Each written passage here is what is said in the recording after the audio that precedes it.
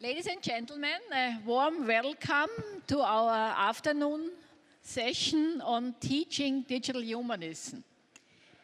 At the 8th of April, Hans Ackermans from the Vrije Universiteit Amsterdam gave a talk at TU Wien about decolonialization of computer science. And on his slide 12, he said, computer science has lost its innocence. We have a problem nowadays, and you are discussing this now the third day, that computer science has to think of how to develop the systems, in which directions, for the good or for the bad. And to be able to teach it for the good, I think we have to teach our future how to use it and how to develop it for the societal good, for the well-being, and so on. And I'm very happy and proud to introduce our panel members for exactly this topic today in the afternoon. And I will introduce them as they give their introductory presentations. We will start, since we have here a group with one male, apparently. We will start with the male. Professor Schmölz is, as far as I know, has the first post-secondary professorship on digital humanism. Something we have been trying quite some time at TU Wien, and so far we didn't succeed. So I'm very curious what Professor Schmölz will be talking about. And you know, when we think of teaching digital humanism, of course, we have to start in the kindergarten, primary school, and so on. But on the other hand, now we are academics. So we start with Bachelor, then we look at the Masters, and finally we look at the doctoral programs. So, Professor Schmölz, I'm looking forward to your Bachelor ideas. Well, thank you for the kind introduction. I want to talk about teaching digital humanism a little bit more in general, and want to start off with one dilemma we have in humanism itself, that we didn't manage to live up to our own humanist ethics, or in other words, we didn't walk the talk, or we didn't practice what we preached. So the critique in humanism is very well there, because we didn't live up to our own standards and our own ethics. And the root of it is that sometimes the aim, something we're aiming for, does not match with the method. Humanitarian wars is an oxymoron for me, and speaks to an aim for a better humanity, but the method is war. So that shouldn't be happening, and that's not a humanist approach. When we translate this to teaching, we might fail because we have a different learning outcome and a different teaching method. So the teaching method does not match the learning outcome. Oops, it happened again. So what should we do for digital humanism? We can learn something from creativity research, and we should combine teaching for digital humanism, what you've all heard, a lot of the content and what is important in digital humanism throughout the conference, but also teaching humanistically. So combining the humanistic teaching methods with teaching for digital humanism. So I want to give some brief aspects, what does it entail, and where can we look at to teach humanistically, or to look at the learning organization in a humanistic manner. So on organizational level, there is a difference between what Michael Fielding calls a high-performance learning organization to a person-centered learning community. And the person-centered learning community puts the person in the center, and the high-performance learning organization puts the function of the persons in the center, and the humans do not value, but the functions value. For one example, on a teaching level, there has been wonderful work in humanistic psychology and humanistic pedagogy, where we should be authentic, have empathy with the students, and also create positive regard towards the development of the personality And on a learning outcome level, we should promote humanistic values like democracy, like freedom, and try to fit all those aspects. And the picture you see here is Wilhelm von Humboldt, who is a little bit puzzled because of all the O's and ones in the background, and he doesn't know what to do with his Bildungstheory because the digital age is here, and we need to think newly and creatively and critically about what we and how we should teach in the digital age again. I want finally just give 3 small examples from my bachelor course. I did together with Piers Oihani, who is also here. We shared ideas and came up with 3 small things that might be interesting for you. First of all, humanism or digital humanism is a pretty intuitive philosophy, meaning that it really connects to the life worlds of the people. So when I ask you now, and you maybe take a second to think about what makes you human in the digital age. Is that a question that relates to you? Is that a question that makes you nervous? Or is that a question where you have an idea, what is it that makes myself human in the digital age? Maybe we can discuss that later. That is the core question of humanism and the core question of digital humanism when we refer it to digital humanism. And what you see here is the poster of some students and some very, very interesting answers they give very intuitively without too much input from our side. Another one is like a picture-based intervention. I have some teaching materials on the sheets. There are some presents for you if you want to pick it up. And you see some pictures there. And also very intuitively, you could think of what is digital humanism and why are those pictures representing digital humanism somehow, or why not? And also start a discussion based on that.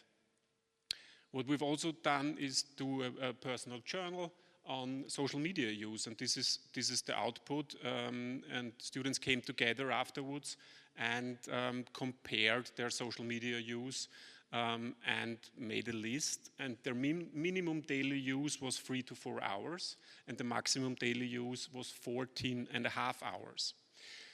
And getting a critical awareness of social media use can trigger also something like emancipation from addictive design, for example, as we know that the big tech corporations are designing those platforms to be as addictive as possible. So, or the third one is do boring readings, and if you want to go in that one, there are some quite interesting ones also. So this kind of compiles for possible ways to go about digital humanism in the bachelor course.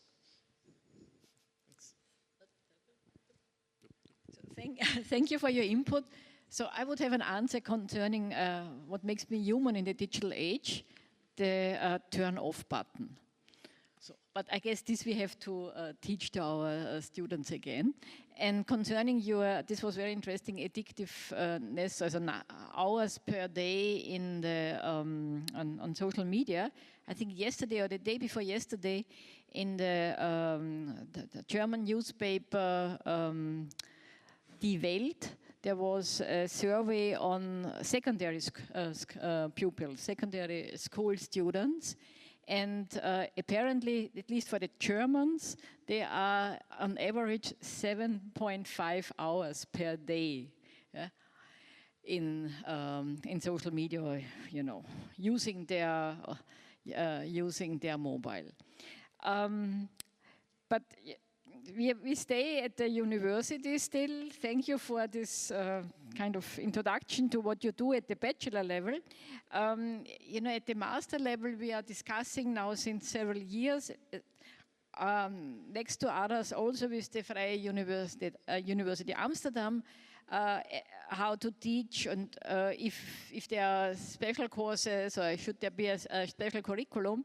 And I'm very happy that Anna Bohn is joining us at the, here at the panel, because she is one of the authors of a new master curriculum, what in short, we would call Digital Humanism. There is the long title. She will talk more about it. Anna, great to have you here.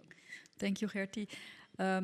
Yes, my slides, I hope that they are here. Oh, your slides are first. Yeah. Okay. But you can just skip and then... Skip. Yeah. So, so I have been thinking about how to present this, and I think first we start with the idea that digital humanism needs to have impact. So we are here, this conference, fantastic place to exchange ideas. But if we want to bring these ideas to society and scale up and have more people knowledgeable about digital humanism, we need to train the young generation, because they are the professionals of the future and they need to implement it in their daily work. Starting with the SDGs, so the SDGs were designed in a time frame, let's say in the before 2015, because they were launched in September 2015 for 15 years, so we are now 10 years ahead. And they lack actually the digital society. So if we look at the 17 goals, they all involve some kind of digital technologies for the good. So these goals use the digital technologies to improve communication between people, access to information for people, and it will have a lot of good effects. But the negative effects of the digital society that we are, let's say, discussing here, they were not included, and they were actually not identified at that time, so just 10 years ago. So you can see how quickly things are changing. So then I proposed an 18th goal to introduce that to the SDGs. Let's strive for an inclusive and fair digital society, and I make this tile. It's not generated by AI. It's really drawn by a person. So I thought, what does characterize this digital society? Maybe the people making a selfie together with their community. So, but the idea is really that we have to have education in digital humanism, and one of the initiatives is that we have a project, an European project called Vrije. This project is to design digital humanism education basically at a master's level, but also at a professional level. So it is a big project, has 24 partners, 15 countries, and it aims at designing this education from scratch. So we have now 10 universities as partners, and 3 of them have accredited now a master of 2 years that will start now in September. These are the University of Napoli, the University of Innsbruck, and the University in Palacky in Olomouc, Czech Republic. And they have now a joint European degree, and that is really designed to meet, let's say, the requirements of what we want to have, let's say, reflective professionals for the digital society. And this is not a disciplinary, it's really truly interdisciplinary. So it involves technical skills, and of course digital skills, knowledge of AI and computational thinking, but also digital law, also social sciences, also economics, also philosophy. So it has multiple courses, and every course is newly designed to meet, let's say, the requirements. And well, what are these requirements? I think that, what do we need? So the digital society is actually a complex challenge. So we need to address this not from a monodisciplinary perspective. It's simply too complex. So we need these disciplines to work together. So therefore, all these disciplines must be present in a way that responds to the challenges. And a second requirement is that it must be also solution-oriented. So we're talked here, we're not just observing the digital society and saying, this is all very bad, but we want to do something about it. So we think that education also must have, and I think that is the same thing as you said, we must look for solutions, so we must have a kind of hands-on approach. So we use a design science approach, which is, for the engineering scientists, is very, very common to do, to work towards solutions. But there's also the action research tradition from the social sciences, which is also solution-oriented, for example, educational science. And by combining that, we can put the students from different backgrounds together. So these students from different bachelor studies can enter this master. And they will learn from each other. So they will tackle a use case, a problem in groups, and they will work from their different, let's say, from their different backgrounds together towards solutions. Well, further, we think that it's also, it must be international, because the digital society is not confined to national borders, so it must be bigger than just one country, and therefore we have a joint European master with multiple countries involved. And now there are just 3 countries that have the accreditation, but there are 3 other countries. So there's a university in Paris, there's a university in Lisbon, and there's a university in Košice in Slovakia, who are in the 2nd year will join this master. And that will be a joint degree. So the student who has this degree will have one diploma with multiple logos from universities on it. So this is very cool. Yeah, so this is basically the project, 15 countries and 24 partners.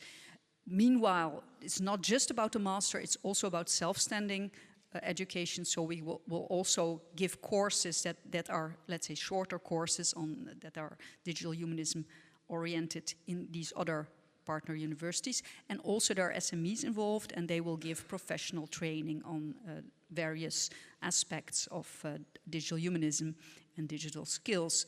And this is an example of my own course that I've been giving for the last 12 years in Amsterdam, and it is an ICT for Development course. It's very hands-on. It was a course, it stopped this year, so because of budget cuts at the university, it's not given anymore. But we did it for 12 years. We had, well, the last year, 90 students from computer science, AI. It was an elective course. It was very popular for students. They really liked it because it was, they had to design technology for a very complex context in mainly West Africa. So we were doing projects in West Africa and research at the same time. So we had partners there. We had also partners who we brought to Amsterdam on the Erasmus exchange. And they told the students could interview them about the context of rural Africa. We were really in the Sahel region, which is a very, let's say, very difficult area where a lot of poverty, what we call poverty, is there. Many problems with agriculture and climate change. The use cases were very complex, and the students had to build basically voice technologies for people with low literacy skills, with usually didn't speak English or French, but local languages. So the use cases were complex, and the solutions were also multifaceted. So they had to build voice technologies for people without the reading skills.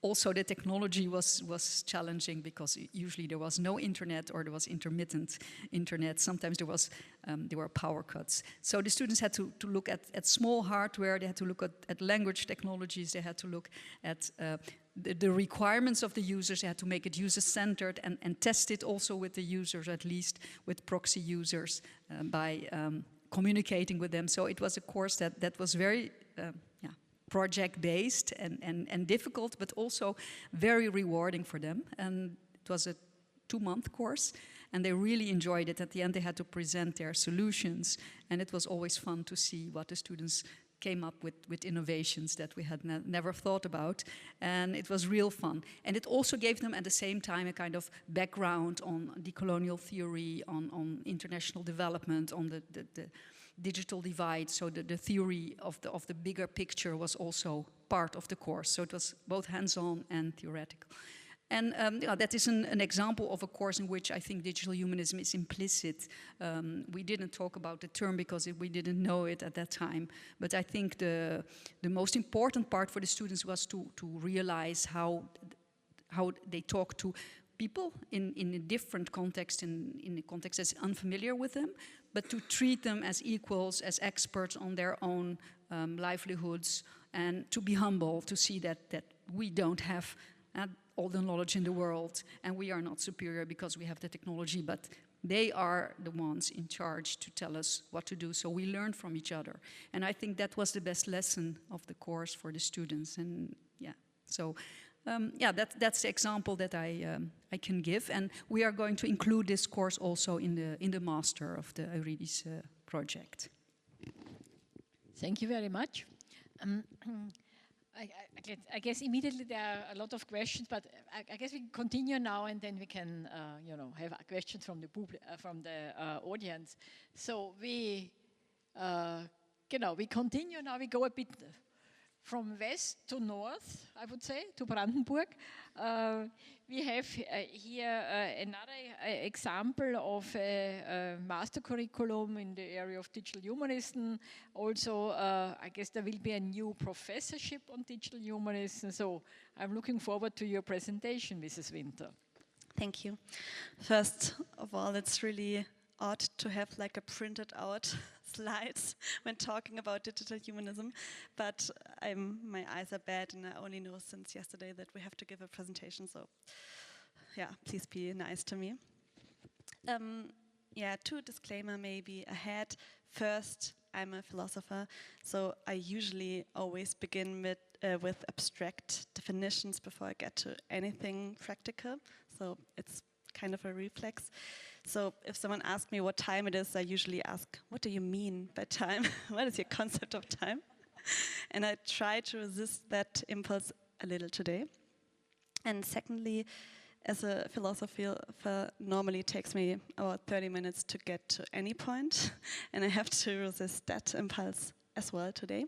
So I really try to have like my 5 ideas in 5 minutes. We'll see how that works. So since I have that compulsive need to define my terms before I get to anything, that means before I say anything about teaching digital humanism, I first have to ask, what is digital humanism? And not just like in general, but what it means to me as a philosopher, as a feminist, and as someone who teaches people who try to make sense of the digital world in any way. So let me begin with my kind of understanding of digital humanism. It's based on the framework of the philosopher Julian Niederrümelin and his definition of digital humanism, but also I expanded through feminist and intersectional lenses. So first is the sentence like humans before code. That means digital humanism puts the human being and not the machine, not the AI, at the center. So technology must never undermine our capacity for judgment or our capacity for responsibility or our capacity of freedom. So in German we call that Mündigkeit. That means like the ability to judge and to act responsible. So very, very short, no to machine control and yes to human authorship. The second point is judgment is not automatable, which means AI can process data, but it can't make moral judgments, which means we can't just ask ChatGPT to give us an ethical judgment.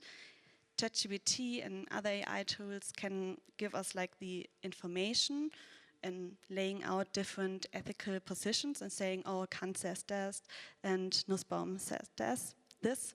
I mean, that's really useful, but it doesn't understand values. It simulates them, and that's really important definition we have to take, and maybe we can discuss. I don't know how you see that. So we need to teach students to see the gap between simulation and responsibility. And what matters isn't just what a system can do, but whether it should do that and why. So now I come to my third thesis, which is technology is never neutral. That means, like feminist theorists like Lucy Suchman have shown, technology reflects power and it encodes norms. So it shames what becomes visible and what doesn't. So teaching digital tools means cultivating critical awareness. And an algorithm is, in that way, a kind of a cultural artifact. And it must be read like a text or like an artwork or anything else. My fourth point and fifth point here on this little slide is, the fourth is autonomy is relational. So digital humanism sometimes risks sounding too individualistic, I think, as if the goal were a sovereign, self-contained subject. But theorists like Donna Haraway reminds us we're always embedded in infrastructures, in histories, and even in technologies. So in my opinion, let's update the concept of autonomy. So it's not interdependence. I mean that like in an ethical, practical way and not in a theoretical, epistemological way. So autonomy is situated navigation. And this is like my last thesis on digital humanism in the teaching context, is education is political. That means if we reduce education to digital skills, we miss like the whole point, in my opinion. Education is about access to the world, and it's about who gets to know what, and who gets to speak and who doesn't get to speak and stuff like that. So teaching digital humanism also means confronting injustice, inequality, and exclusion in tech systems. So let's shift from the theory part to the practice, or at least toward it, I don't know. Here are 5 concrete ways I try to implement these ideas I just have shown in my personal teaching in the master's, Digital Humanism. But I have to set a disclaimer, the master program only starts next winter semester, so it's kind of theory now, but we have a similar master program in applied ethics. So I think like my students are in a master programs, like I just said, but I hope, or I think like these kind of approaches work just as well for school students or for bachelors or even for adult education. So my first way of teaching digital humanism would be teach tools as cultural texts, like I just said before. So don't just ask, how does ChatGPT work? Ask, what worldview does it mean and code? And what kind of language was it trained, and who's missing, and who's included, and who's not? And this turns a tech demo into a media ethics seminar in the best way. The second one is analyze interfaces like artworks. I already said that before. So take TikTok, take Instagram, even take Google Maps as AI or digital tools, and ask students, how does this interface shape desire or attention or behavior? And that's design philosophy, just like with swipe gestures. And these are my last 2 points, yeah. The third one is simulate algorithm inequality. That means I have, for example, students create 2 contrasting profiles. So to be very cliche, say a really rich man from Munich and old and white, and then we have like this 16-year-old migrant in Marseille. And then we track what content, what ads, and what data trails they encounter. And I mean, it's a little bit of a crash course, but it really shows about the implementing digital classism and the algorithm bias. My fourth point is really controversial, maybe, I don't know, we'll see. It's slow it down. And it really sounds counterintuitive in this context and even like in kind of tech seminars, but slowing down is radical. So I include even, and now you really have to be strong, handwriting reflections and pauses and analog reading. So thinking takes time, we all know that, and our job as a teacher is kind of like to protect this time. And my last one is use art to spark critical distance. So bring in a film scene, bring in even a meme, bring in a painting, anything what we can call art.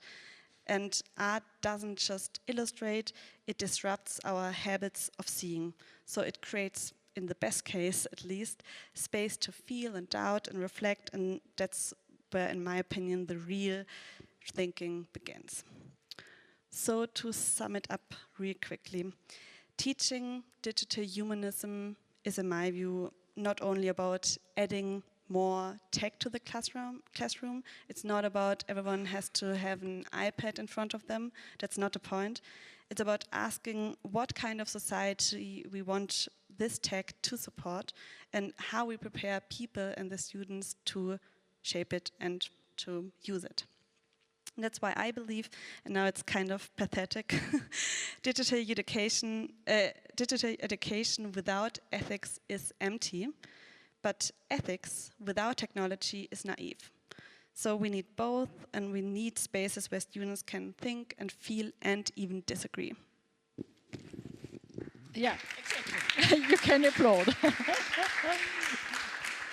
So thank you very much. I guess we will invite you for a guest professorship. This is great. You know, we have Bachelor, we have Master, but we have the, 3-level curriculum at the universities.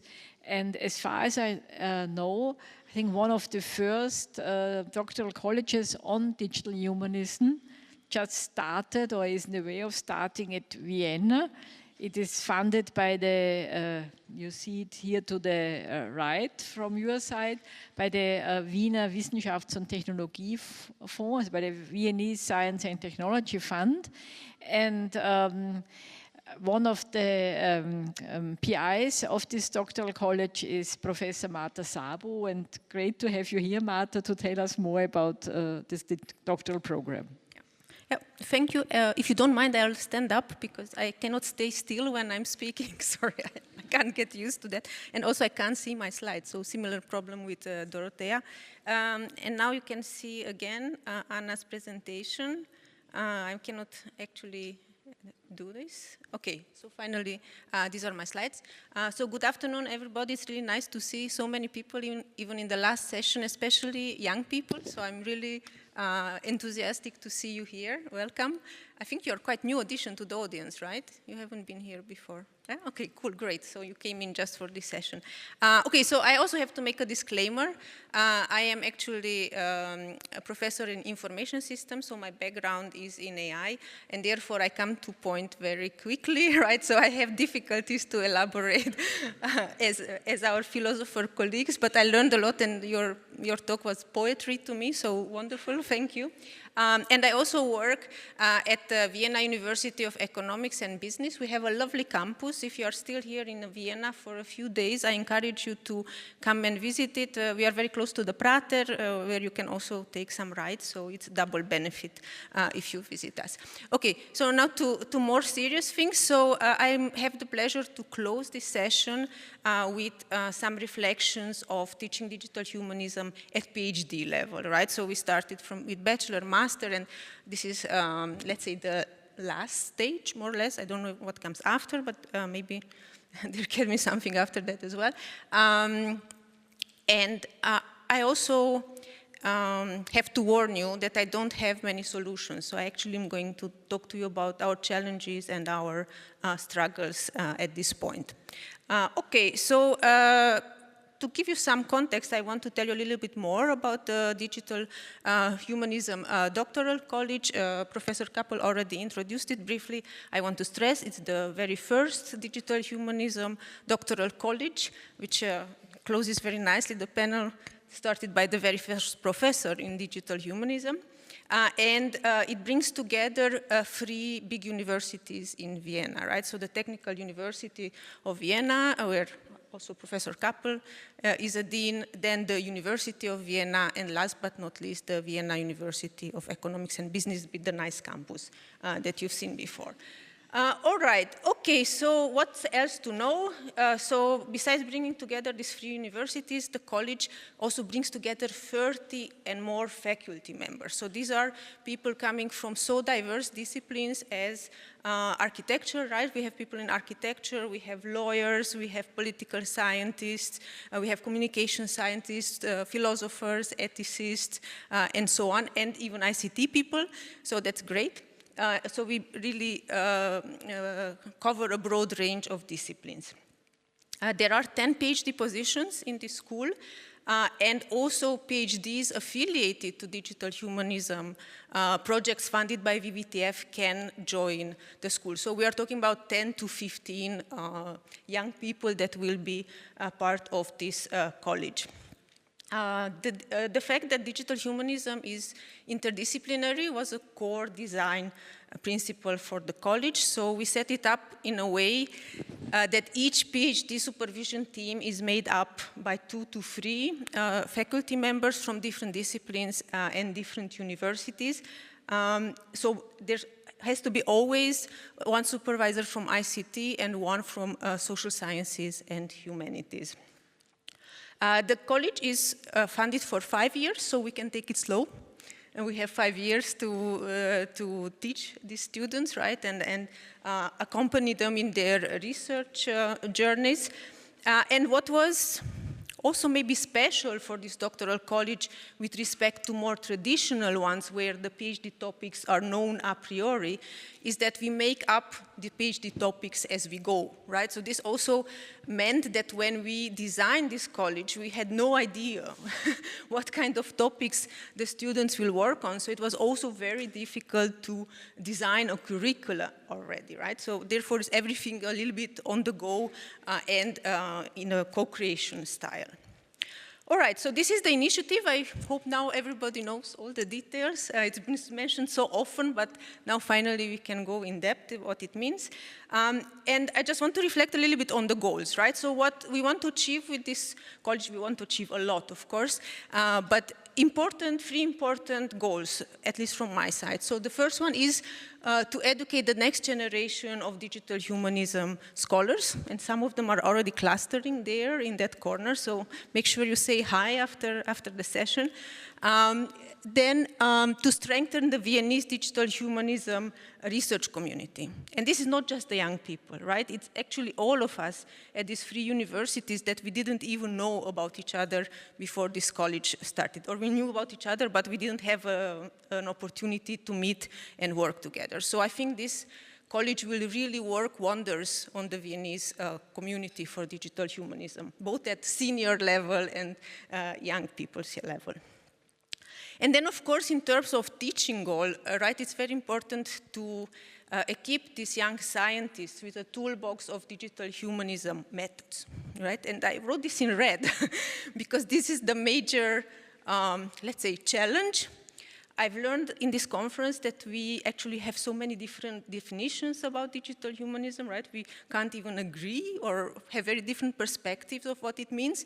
And of course, we also see that there's so many different methods that you can use to address these topics. And these methods come from different disciplines. So it's not at all clear what is a toolbox, a methodological toolbox for digital humanism. And our ambition is to try to teach this to the students during the next 5 years. Of course, it's a challenge because we don't know what this toolbox is, right? So, I mean, if anybody of you has it, please let me know, but we couldn't discover it.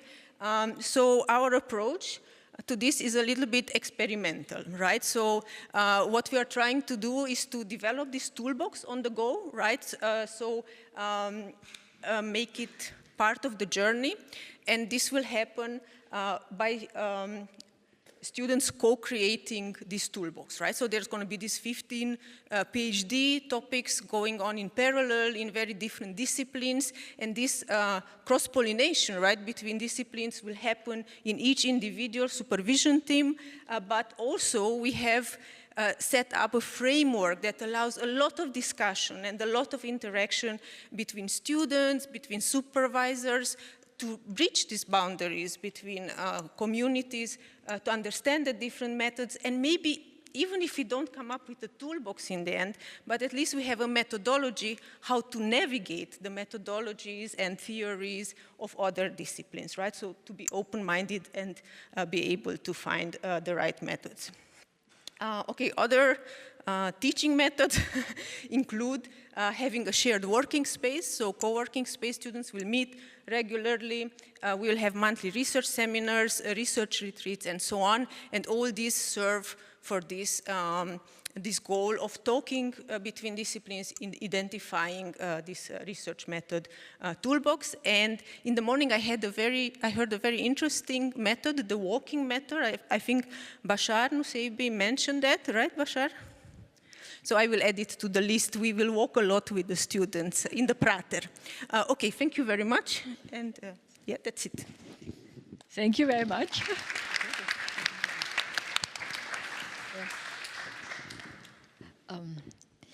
You know, when we have now the whole, you know, the post-secondary education, but I just wanted to mention, since a new person entered the room, I was saying, in fact, at the beginning, we should also look at secondary, primary, and perhaps even the kindergarten. You were mentioning Niederrümelin, Julian Niederrümelin, as one of the founder, at least in Germany, not in Austria, of digital humanism. But I think it was in parallel. You know, and good ideas, you know, what is the proof of a good idea? Several people have it at the same time, because bright minds think alike. You might have heard, and I really have to say that I'm very proud of that, we managed to start with a new course in a secondary, upper secondary high school, in the so-called gymnasium and Realgymnasium Stubenbastei in the first district. And the course is called Artificial Intelligence and Digital Humanism. And why I bring it to the Niederrümelin, at that time, you know, we have in a kind of prime time in the Austrian broadcasting television, on Monday, we have always something about culture, Kulturmontag. Yeah? And Niederrümelin at that time was, of course, in Kulturmontag. Guess who was on Monday in Kulturmontag? Hannes Wertner with pupils from the secondary high school to also present their new course. So now you see at which level already digital humanism has made it in the kind of public awareness. I think this is very cool. I really like it. Questions from the audience, the first round of questions.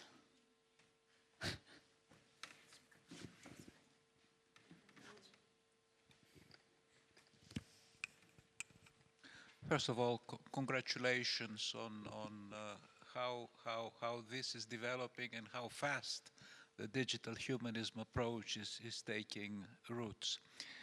I would like to ask a question based on the last remark that was made about secondary education, or even earlier, because many of the things you talk about, the skills, like what Anna called digital judgment, or how do you teach judgment, or digital or critical awareness. I think you call critical thinking is used in other contexts.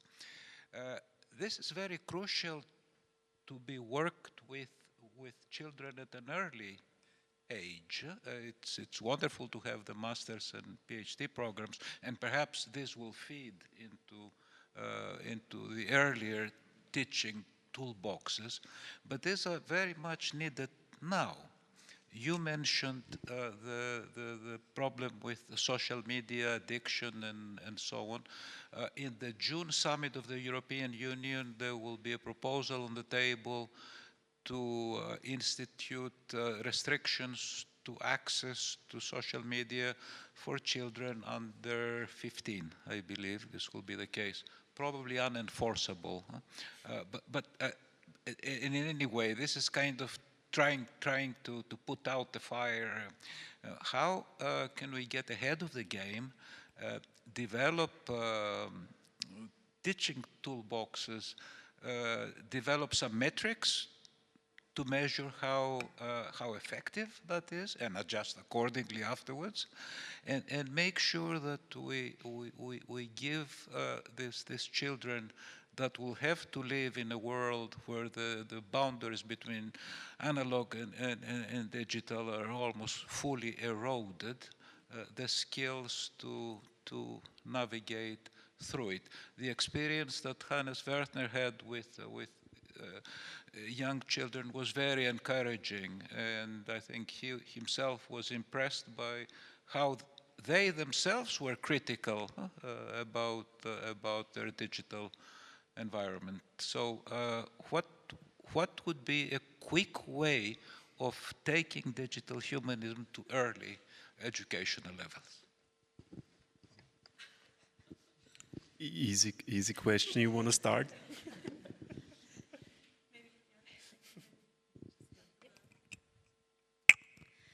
Maybe I just add to your question and then hand it over to you.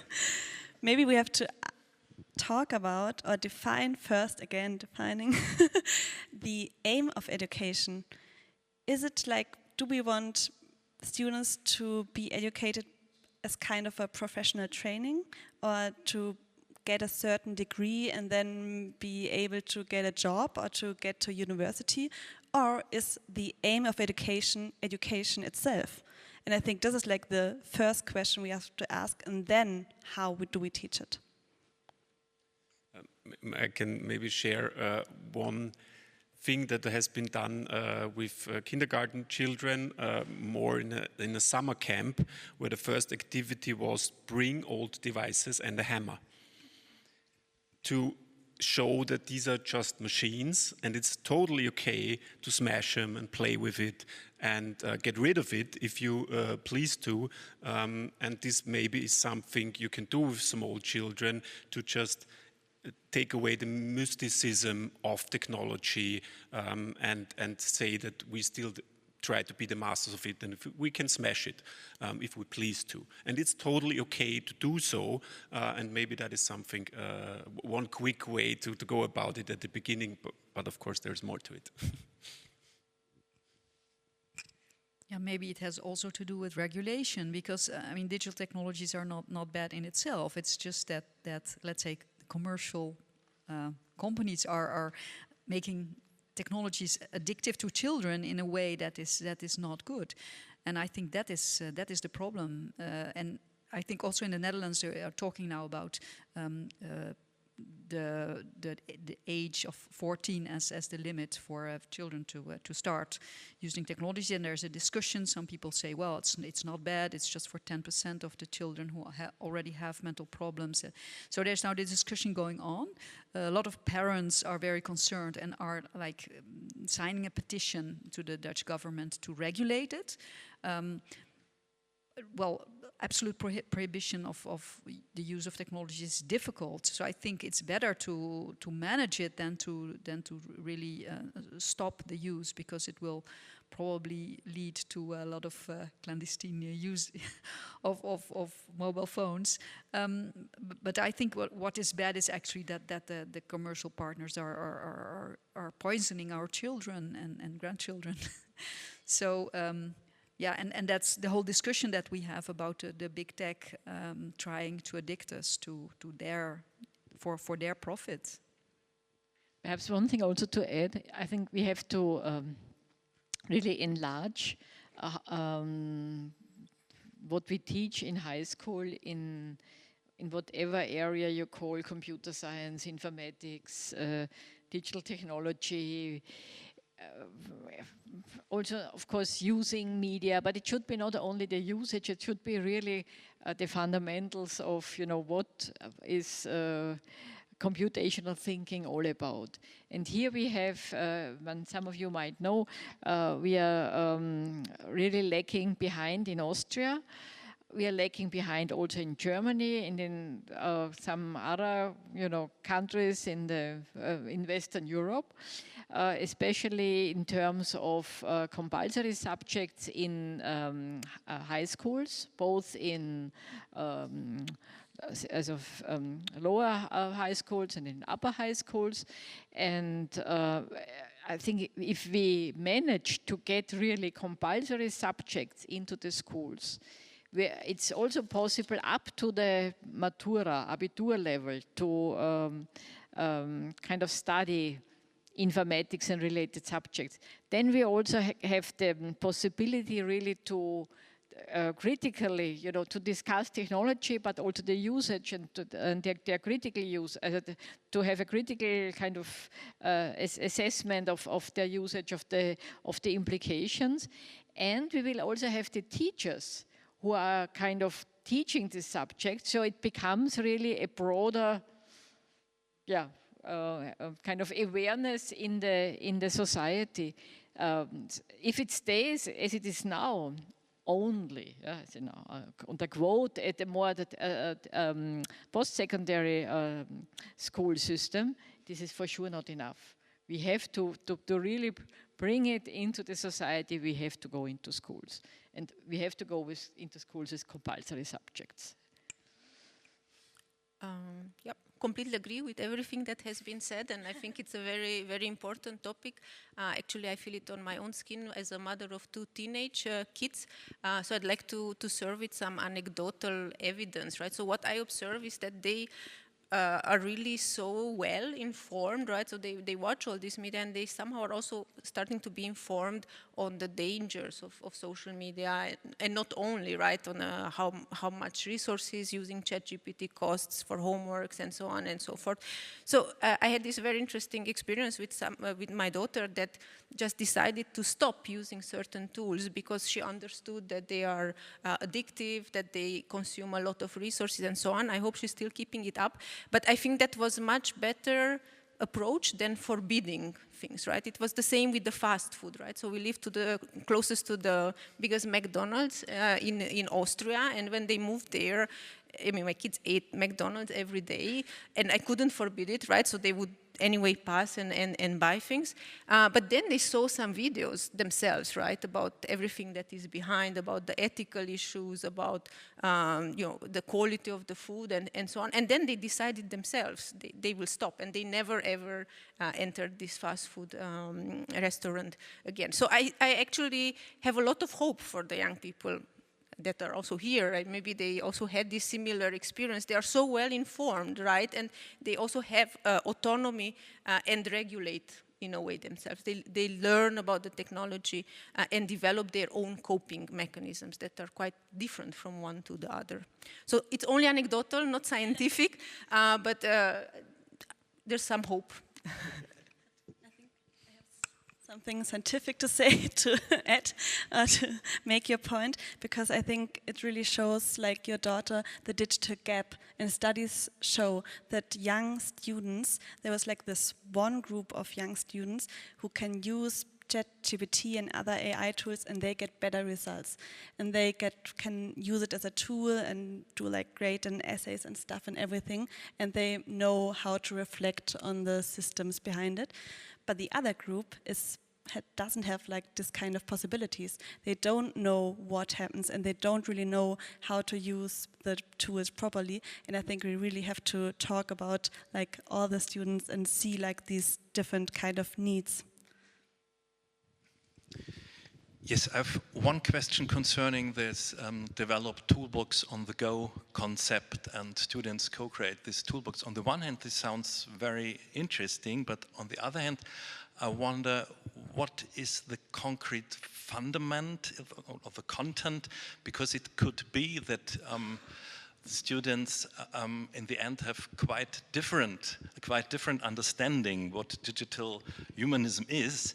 And we have seen during this conference that quite different digital humanisms are in the world, and that can be perhaps a little bit problematic. So have you some fundament that is for all this, for this concept that guarantees that it is not so, it differs, that it does not differ in an extreme way what the students think afterwards what digital humanism is? Yeah, good question.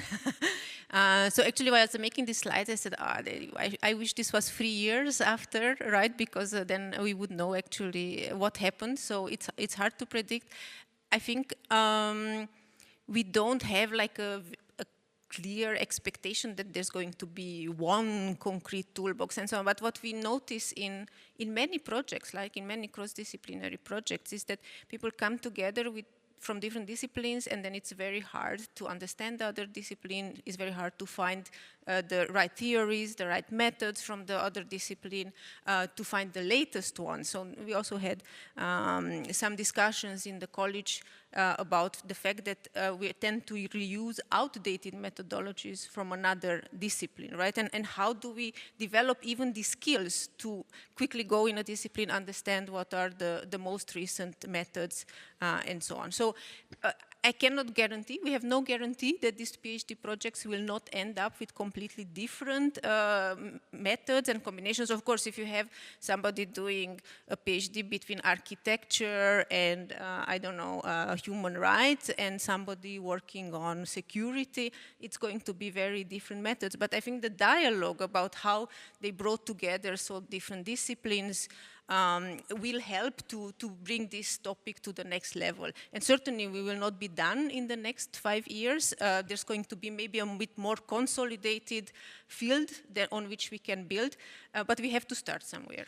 Right. Perhaps I can I ask this question as someone who has had the opportunity to teach digital humanism both to PhD as to bachelor students of computer science and data science, and in Munich, and I have the same background as Dorothea.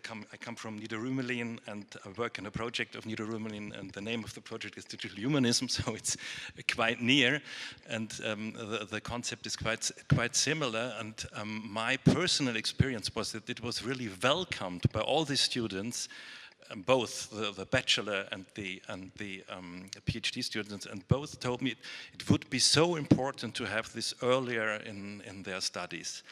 So, and I think it would be really useful if all people who teach digital humanism have a platform to exchange, because it would be a little bit strange if there are so many different types of theory that have sometimes really nothing in common. And I think this could be even a little bit dangerous for the concept. If we all speak about this concept and relate on quite different things. Yeah. From my teaching experience and also talking to the students, when we ask what is the human or what makes you human, I'm more positive in a way that there is something universal we are sharing, because these students were coming really from all over the world. Of course, European students, but also from South Korea, from India, and so forth. So when you go about the core humanistic question, what is the human, you find something that we share. And also, being in this community for a couple of years now, and the vibe which is here, and the way we are empathetic with each other, we have positive regard with each other, and we have a diversity of approaches towards digital humanism, but the core of it does not differ in a way that I would describe as dangerous, because we do have a common goal, and it's fair that it's fuzzy, but putting the human in the center of digital development is something we all share, I guess. Yeah, I would like also to comment on what you're saying, and it's very important on the one hand that we have the same story. On the other hand, I think technology is really putting such a strain on education that we really sometimes have to rethink education from scratch. So I had a discussion with two of my students who were doing an information science master thesis on the use of ChatGPT in education. And they interviewed their own student friends and colleagues what their perception was. And we were struggling as teachers, so how can we assess these theses as they have been written by ChatGPT? We don't know. And the students were very happy with it, of course, fantastic new tool. And then the mindset was actually that in my discussion with the student, his perception was that the goal of the master is actually the output, the result. And he said, well, if the result is better, then we have achieved the goal. And I said to him, no, but it's more the process of learning is more important than the final result. But we are just assessing the result. And if the result is made by AI, then the student has not learned. So I think that, and that makes us think of what are we actually assessing when we have these students, and the writing skills are not anymore personal.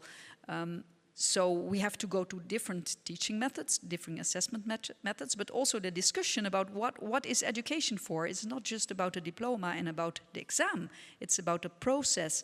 And by the massification of education, it's becoming much more bureaucratic, I think, and much more, split in different assignments, and you don't let the students anymore do the things that make them learn.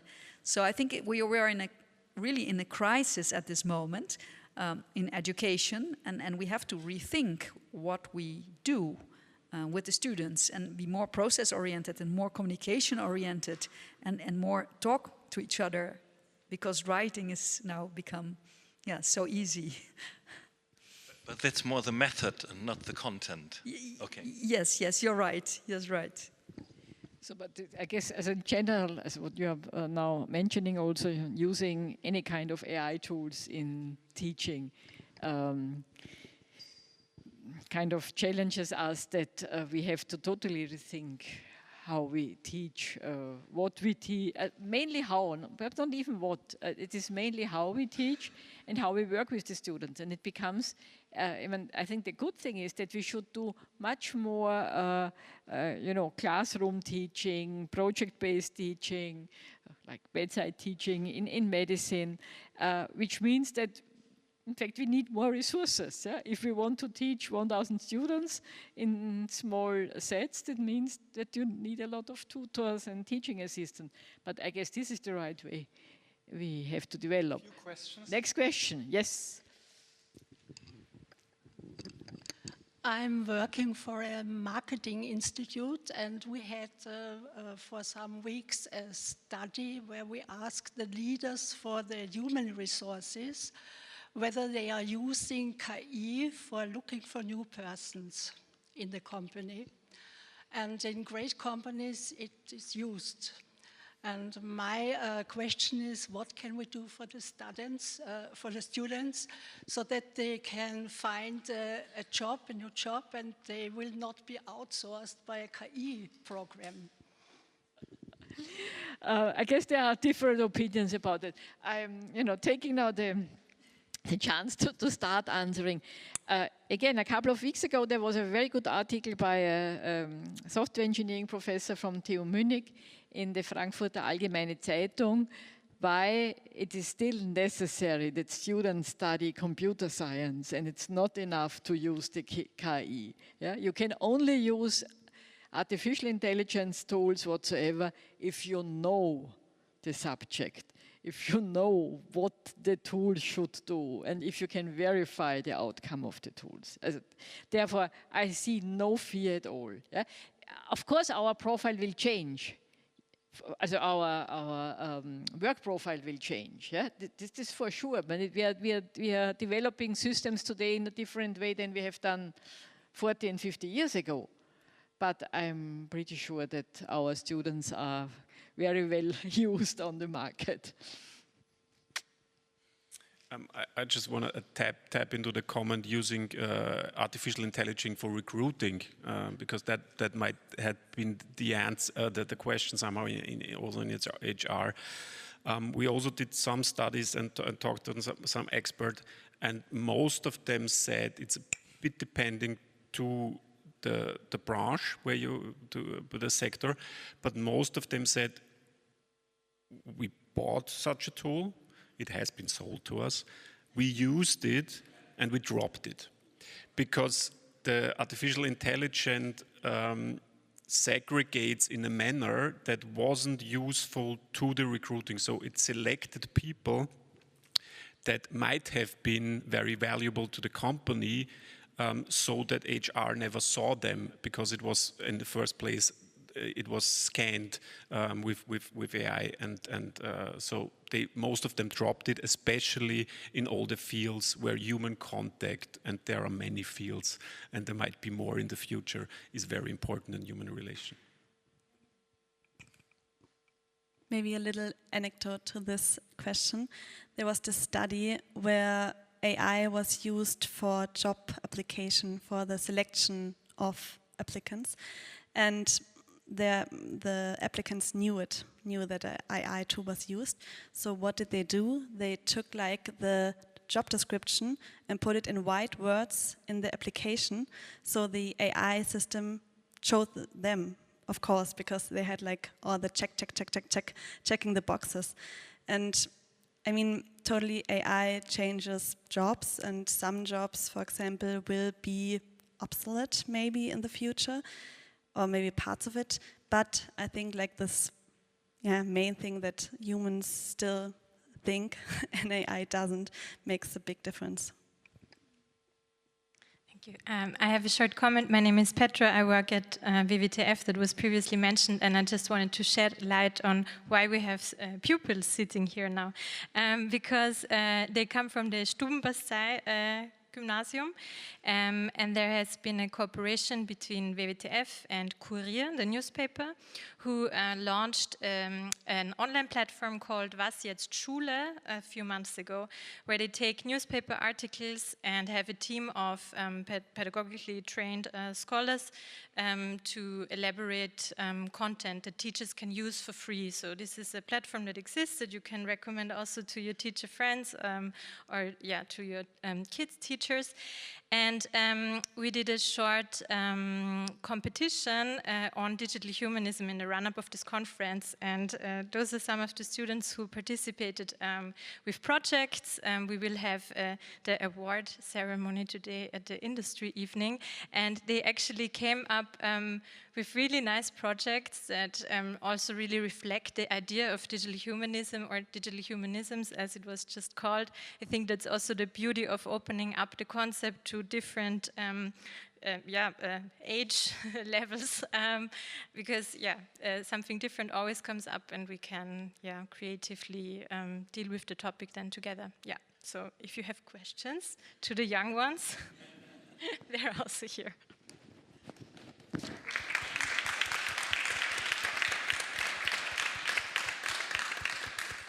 I'm standing up so you can all see me here. Well, I'm not new to digital humanism. I've worked on it intensively for the last 10 years. But I still have difficulty in understanding the difference when it comes to the basics between digital humanism and digital literacy. We all preach that, we all know that we need to teach digital literacy, knowing enough about the stuff, also about the whole systems, and using them responsibly. And of course, this applies to all generations, not only to school classes and so on. So what is your take on that? Because also what I said, digital literacy is also, I mean, this is also a kind of value-based undertaking. So where does digital humanism really go beyond digital literacy when it comes to basic education on that topic? Can I comment on? Well, I was also a bit puzzled. I think that if I may give my answer to your question, digital literacy is for the ones who use technology, and I would say that digital humanism is for the design of the technology. Because we want the technology to be human-centered, so the solutions should be not technology-centered and not economic-centered, so for profit and for the sake of technology itself, but for putting the human in the center of the technology development. However, the user of the consumer of technology must be literate to use it in a way that it's not harmful for the person and for the community. So I think that would, for me, be the difference. But I may be totally wrong. I see that you're not... You don't agree with me, so I'm very happy to learn more about it. I mean, there are so many different competence models. Information literacy. Then you said media literacy, for example. Then digital literacy, digital competences. There is the UNESCO model. There is the model from the European Union. So there are many normative models out there. But for digital humanism, I try to compare and map what competences are there in the different models. And one, for example, is the critical judgment. So, and in some models it is, and some models are closer to digital humanism and some are not, or co-creating digital futures, for example. Some it has it and some it doesn't. There is, or inclusiveness, for example, to have a digital society where everybody can benefit from. So these are some core competences that are rather more aligned and some are less, but it's a very nuanced way to look at all the different models and really find the common core. And I think that is actually the question we haven't been really addressed. What is the common core in terms of curriculum for digital humanism? And in America there has been a debate for like 50 years already, common core curriculums, and what are the most important canon discussions in German aspects. So that is something I would really also would like to know from you, or also from the audience, what for you is this one concept or this one method that is central and foundational for digital humanism, where we can have a first brainstorming on the common core for curriculum development. And a further comment, I think there is not one definition. Yeah, also, as you said, digital literacy. You said it's the usage. There's another definition also where it says digital kind of literacy is kind of similar or equal to kind of, informatics literacy, which means that you know the basics of an algorithm and of data usage. And so it's really, you have to define what you are talking about. Even digital humanism, I think, always brings, you said the critical reflection, it brings this value in addition to the pure kind of digital competences, yeah, that you also say, what can I do with this? What is what harm can I do and what good can I do with my digital competences? And this is what digital humanism is in addition. If there is one concept at the very core, I am not philosopher enough. Perhaps we should ask our philosophers. I think I have nothing to add, to be honest. I mean, I can answer like a lawyer, it depends how you define it, but I just like draw my concept, so I won't add to it. Yes, well, I would make the comment that it is not an individual thing. We cannot put it to the individual consumer of technology that is your fault and that you must behave responsibly. I think it's a society that has to take measures to control and to regulate the digital society so that the individuals that use it and the communities that use it are not being harmed. And I think that at this moment is very important that we do that, because we are like overwhelmed with what is coming to us every day on our phones and on our screens. And it's so big and it's so influencing our lives that we cannot as individuals make the choices anymore. I mean, we can try, but I think that this is really something that society must tackle, and therefore digital humanism is important, that we create this awareness that we must do this together, that we must have this voice and say, okay, please regulate this at a higher level, because we are too small as individual consumers, and that's actually what is happening, putting, also with climate change, putting it on the individual, and don't take a long shower because you are ruining the climate. It's not an individual thing, it's really a community thing, and it's a social, societal problem, I think. I think you're right to a certain extent, but when I, for instance, download the code of DeepSeek and do something with it, I should rather be a digital humanist than just have digital literacy. You know what I mean? So it becomes also part of the individual, because as soon as I work with the code of DeepSeek on my computer independently, I'm in the same situation as the coders. I mean, coding will be done by AI anyway, but it's the same situation. And so it's, you know what I mean? More or less. Okay. Maybe what you mean, if I may paraphrase, is that more and more people will actually develop tools, right? So we see this also in software engineering, right? This evolution from people programming, first programmers programming computer systems, and then this user-driven computing, right? Where people can put together very easily Excel sheets or not Visual Basic, whatnot, right? So this boundaries between who programs the systems and who uses the systems is becoming more and more blurred. Was this what you meant? Great. I mean, we should all be digital humanists, don't we? I have one comment with regard to putting it on the individual, right? And I want to bring this back to the discussion we had before about restrictions of social media use, for instance, for young people.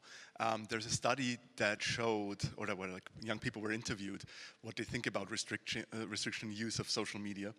And the thing was that they said, well, actually, I would be in favor of that, or many of them said they would want that.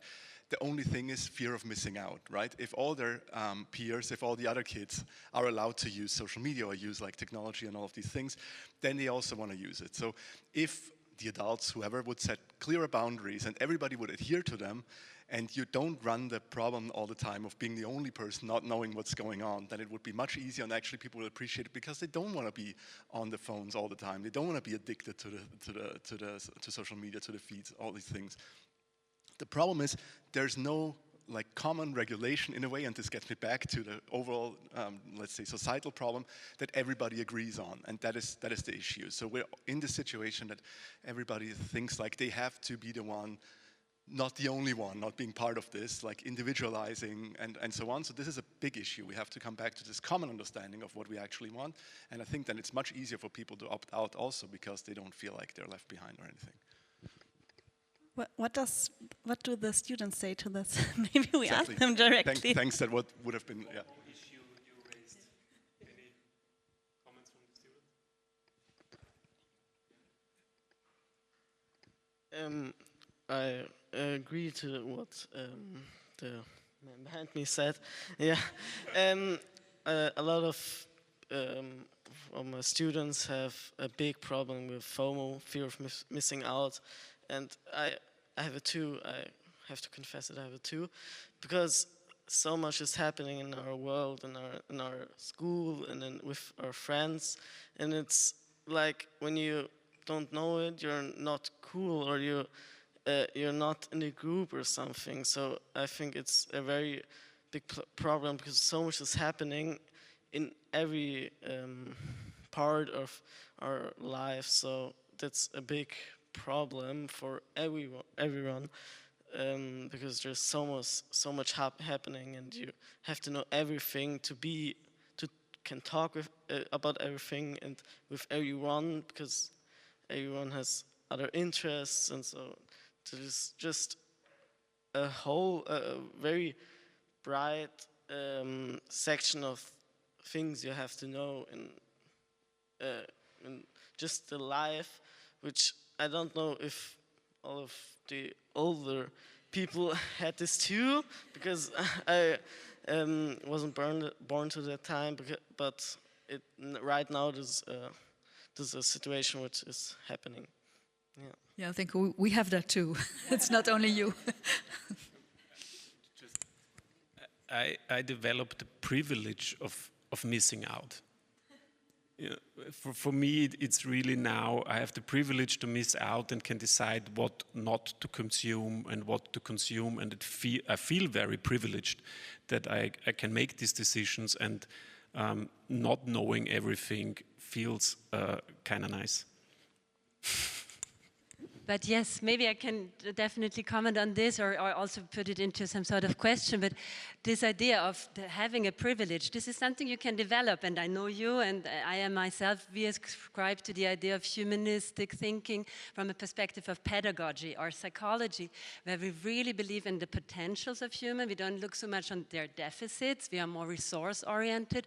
So this would also, at least for me, be some sort of a segue to how can you even develop an idea of not having a fear of missing out. And I would like to bring in the ideas of the wonderful sociologist, psychologist, MIT pioneer Sherry Turkle. And she has a lot of books on how our empathy, how our feelings are being not only monetized, but really in a way, extracted. And being alone together, for instance, is one of her seminal studies already in the 90s, so before social media even it was out. I think Alone Together is early 2000s, but she has other studies already dating back to the 90s and 60s even. So her quote is, "Technology is most seductive when it touches upon what is most vulnerable in us people." Turns out we are very vulnerable indeed. We are longing for connection, and in a society, and I think this is where digital humanistic literacy, or whatever you might call it, I'm totally theory agnostic when it comes to whatever, I don't know, description or definition we would have, but as long as we get this idea that not to extract human vulnerabilities, but to see that, of course, we want to be with others, we don't want to be missing out of things, but offering different opportunities, and not having the phone as the only, I don't know, security base to retreat to, and being what we had, and this was Bashar's comment today in the morning, to learn to deal with these ambiguities of our times and contravision, and to train that there's risks and there's benefits, there's good, there's bad, there's black, there's white, there's dystopias, utopias. Deal with it, but this needs a lot of different training than just retreating to the most easy or quickest or jumping to conclusions. But I don't know, I mean, the way you co-create with students, this bringing it to a question, what do you see in their, I don't know, is it restrictions or resource orientation? How do they try, for instance, to connect with others? Because this is always more risky than to retreat to the phone, this is life. But do they have some sorts of techniques they develop and you see and you integrate in the toolboxes? Not yet, because we haven't started yet. So, so we will see as the time goes on, right? But I mean, here the co-creation is more about exploring together boundaries of different disciplines, right? So through their research, exploring the different methods and theories from different disciplines and finding the right combination and the most fitting method. So this is what I meant by co-creation here. But I don't know yet if this will work. So this is why this is the experimental sign. Maybe it should have been a bomb exploding as a, as a picture. So we can only tell you in a few years. Well, I can maybe give some example from my teaching. I noticed that the students really like this societal approach to developing technologies for people in low resource environments. So these are our students in their 5th year of master students, computer science and AI.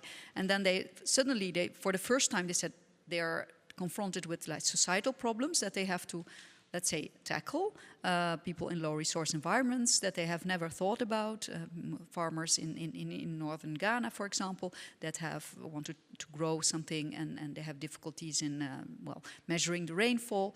And then they sit together and then they try to find a solution for the technological solution, but it's very contextual and it's also for a person, it's for a real person. It's not an assignment that we have made up, but it's really somebody who is giving feedback and then they come up with crazy, very funny, nice ideas. So, for example, one of my student groups made a very simple AI-based solution to measure the water in a very simple bottle of water that was used to collect the rain, and because the farmers wanted to know the rainfall every day, but they were like, they didn't want to measure that every day because it was boring, so they just took a picture, put it on WhatsApp, sent it to the students, and the students trained a model to calculate the rainfall based on the picture.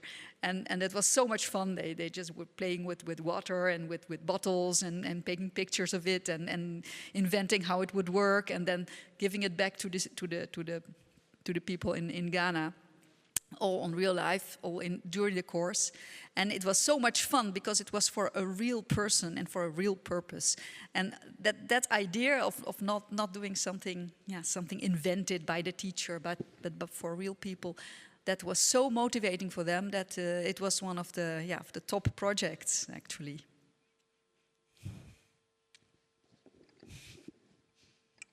Yeah, thank you for your very interesting talk. I have one comment and one question. The first comment is about the topic digital humanism. When I think about it, for me it's clearly about critique of digitalization, but not in the way that we look at the negative side. It is more the Kantian way, like see the boundaries, and the boundaries are shifting every day, and yeah, the boundaries are between humans and the machines, and it's still between the code and everything else, because yeah, it's still not inside of us. And the other question is, how do you see or approach the inequality problem maybe that exists in this sphere? I mean, do you have research or do you have knowledge about the subject inequality combined with digitalization? Because I'm a teacher and I experience it quite often, and it's not a thing about the material or the laptops. We all have laptops right now. It is more the inequality problem that I think you approached, that the knowledge behind it and yeah, the capital, the knowledge capital. The kids in my classes, they have no knowledge about digitalization, and we try to educate them, but the gap is much bigger because of the systems. I mean, good pupils in my class, they can use all this stuff, but I have no bad purpose, but the kids that are not so interested in education, they use it just for entertainment and much more to get distracted. And I see it as a big problem, not just in the school, but mainly that there are a lot of kids running around that use just digitalization as a distraction. And it could be a solution, but it is not a solution right now. And the others are focused sometimes, and the big tech guys are sending their children in Waldorf schools, or I don't know, somewhere where digitalization is not even a topic, because they know education and humanism is very important. Yeah, I think this is an example of how technology or digital technology is now increasing the inequalities, because the parents who are very well educated, they know how they can control their kids, how can they teach their children to be responsible with the use, while as, for example, if the parents are totally not digital literate, they will also not know what their children are doing. Their children might be looking at terrible films on YouTube or whatever. You don't know what they're doing with the technology. So I think it's really a problem, and that is something that we must address. And I don't know how, but I think this is a very serious problem. We did a couple of studies focused on Austria when it comes to the digital divide, and first of all, studies on the first level divide, which access, we are fairly there. But still, of course, when it comes to better computers, when it comes to broadband internet, there is still on the access level. The second level of the digital divide is the competence gap. The third level of the digital divide is you are competent to use it, but there are differences in how you benefit from the competent use. And the fourth level of divide is how much assistance you get using this. So these are like 4 levels of the digital divide, and there are a couple of studies on all those levels, and we focused in Austria on the competence level and looked at all those aspects that has been touched in the last 20, 40 years. Of course, one is the gray gap, We know something about the gray gap, saying like older people are not as competent, but younger people, unfortunately, are also not as competent. So the most competent people in Austria, to say, is like from 25 to 55. So this is the working people, so to say.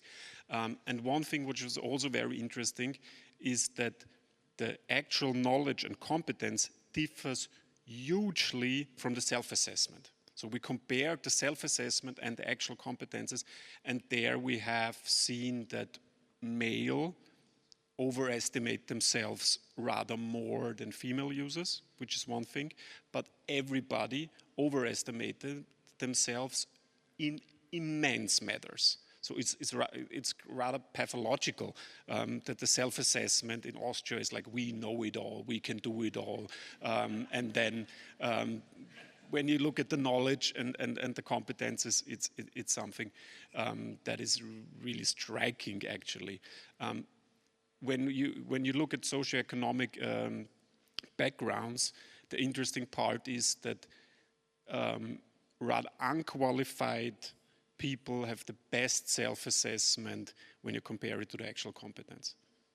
So that is rather, they have a rather realistic view of themselves when it comes to compare to the competences. And one last point is about the complexity of usage for young people, very much there when it comes to swiping and so on. Give them a computer, a more complex device where the task get a little bit complex. It's getting down. So all this myth of digital natives or digital competence has been rather disrupted empirically. So I would like to come to a last round here. But it was great that we had this discussion, you know, especially on the post-secondary level. We had a lot of remarks and questions from the secondary level. And there was, I think, one theme which went through the whole discussion is that on the one hand, we are on the right way. We have to do something. We don't have one clear day one understanding. We are still in the development phase.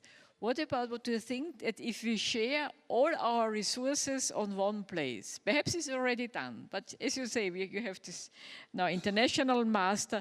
What about if you just take, you know, one system, one device, and there we share all our resources, just to not to reinvent, since we have not enough resources anyway, we shouldn't reinvent the wheel all the time. So what is your opinion about that?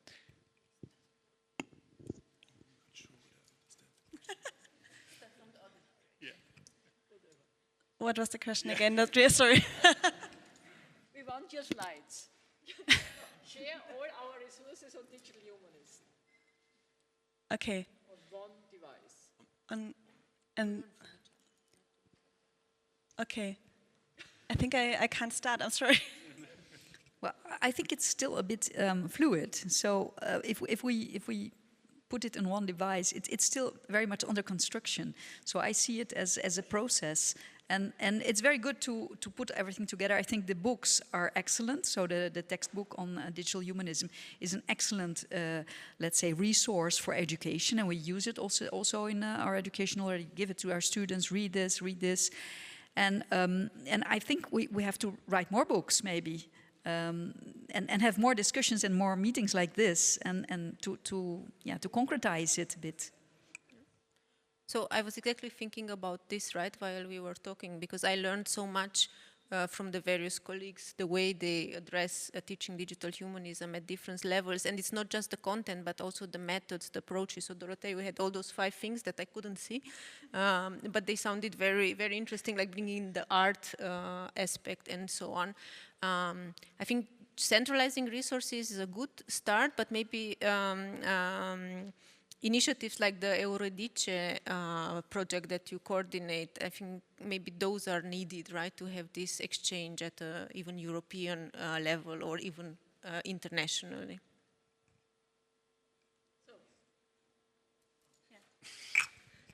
I got it now. I'm sorry. It took some time. I took my point of taking it slow too serious for myself. So I think even if we have like all the information gathered at one system or at one point, we still need to discuss. And we still need to talk about what we mean and what to define. So I think we're really on a good path right now. And I think there was no way around it to having like these kind of panels and conferences. I'm sorry. Well, for me, I don't know if it's a device, but for me it would be very interesting to put some resources in discussing the common core of digital humanism and see what are the main subjects and methods that we all share. And even if we come up with only 5 concepts or methods that we all share, it would be very valuable for the whole community to move forward in teaching digital humanism. Great. So we continue discussion in the get-together now. Yeah, not only drinking but also discussing. Great that you have been here, and thank you for participating in the panel. Thank you to my panelists.